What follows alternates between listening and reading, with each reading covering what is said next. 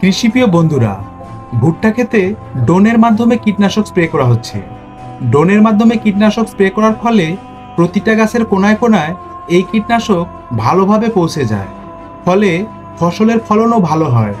আর এই ড্রোনের মাধ্যমে কীটনাশক দেওয়ার কারণে কৃষক ভাইরা যেমন অধিক ফলন পাচ্ছে, তেমনি এই প্রযুক্তির কারণে সময়ও বেঁচে যাচ্ছে। কৃষিপ্রিয় বন্ধুরা, টমেটো গাছের বাড়তি শাখা বা ফুটপাতা কেটে ফেলা হচ্ছে, একে বলে প্রুলিং পদ্ধতি। টমেটো গাছের বাড়তি শাখা বা ফুটপাতা কেটে ফেলার কারণে গাছ যথেষ্ট পরিমাণে পুষ্টি পেয়ে বেড়ে ওঠে, ফলে ফসলের ফলন ভালো হয়। কৃষিপ্রিয় বন্ধুরা, আপনিও চাইলে ফসলের ফলন বৃদ্ধির জন্য এই পদ্ধতি অবলম্বন করতে পারেন। দেখুন বন্ধুরা, অতি সাধারণভাবে মাটি ছাড়াই বক্সের ভেতরে কলমি শাকের চাষ করা হচ্ছে। মাটি ছাড়া সবজি চাষ, এটাকে অ্যাকুয়াপনিক্স পদ্ধতি বলে। গাছের প্রয়োজনীয় খাদ্য এবং পুষ্টি পানির সাথে মিশিয়ে এভাবে বক্সের ভেতরে কলমি শাকের চাষ করা হচ্ছে। কি অসাধারণ পদ্ধতি!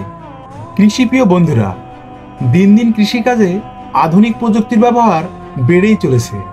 দেখুন, বিশাল বড় টমেটো ক্ষেত। এই এত বড় টমেটো ক্ষেতে কীটনাশক দিয়ে কাভার করা খুবই কষ্টের ব্যাপার। এই কারণে এই ড্রোন দিয়ে পুরো জমিতে কীটনাশক ছড়িয়ে দেওয়া হচ্ছে। কি অসাধারণ প্রযুক্তির ব্যবহার! দেখুন খামারিপ্রিয় বন্ধুরা, মাত্র 20 টাকা দিয়ে এরকম একটি পাত্র কিনে আপনাদের মুরগির বাচ্চাগুলোকে খাবার এবং পানির পাত্র দিতে পারেন। দেখবেন যে খুব সহজেই মুরগির বাচ্চাগুলো খাবার এবং পানি এর থেকে খেতে পারবে। দেখুন বন্ধুরা, জাপানের লোকেরা কখনোই দুধ খেতে পছন্দ করে না, বরং তারা দুধকে ফুটিয়ে এভাবে রেখে দেয়, যার ফলে দুধের উপরে এমন সর বসে। তখন এই সরগুলোকে উঠিয়ে এভাবে শুকাতে দেয়। শুকানো হয়ে গেলে এগুলোকে মেশিনের সাহায্যে প্রসেসিং করা হয়, আর এগুলোকে বলা হয় কুজু। কি অসাধারণ! দেখুন বন্ধুরা, চায়না কৃষকদের পাহাড়ি অঞ্চলে ক্যাকটাসের ফল চাষের অভিনব কৌশল। চায়না কৃষকেরা প্রচুর পরিমাণে ক্যাকটাসের ফল চাষ করে থাকে। চায়নার চাহিদা পূরণের পাশাপাশি বিভিন্ন দেশে রপ্তানি করেও থাকে। কি অসাধারণ! দেখুন বন্ধুরা, চায়না কৃষকদের কচি বাঁশ চাষের অভিনব কৌশল। চায়না কৃষকেরা কচি বাঁশ চাষ করে থাকে, কারণ তারা এই কচি বাঁশগুলো সবজি হিসেবে খেয়ে থাকে। এমনকি এই কচি বাঁশগুলো চায়না কৃষকেরা বিভিন্ন দেশে রপ্তানি করেও থাকে বাণিজ্যিক আকারে। বন্ধুরা, চায়না কৃষকদের পাহাড়ি অঞ্চলে কাঠবাদাম চাষের অভিনব কৌশল। চায়না কৃষকেরা পাহাড়ি অঞ্চলে প্রচুর পরিমাণে কাঠবাদাম চাষ করে থাকে। এমনকি কাঠবাদাম তারা বাণিজ্যিক আকারে বিভিন্ন দেশে রপ্তানি করে প্রচুর টাকা আয় করে।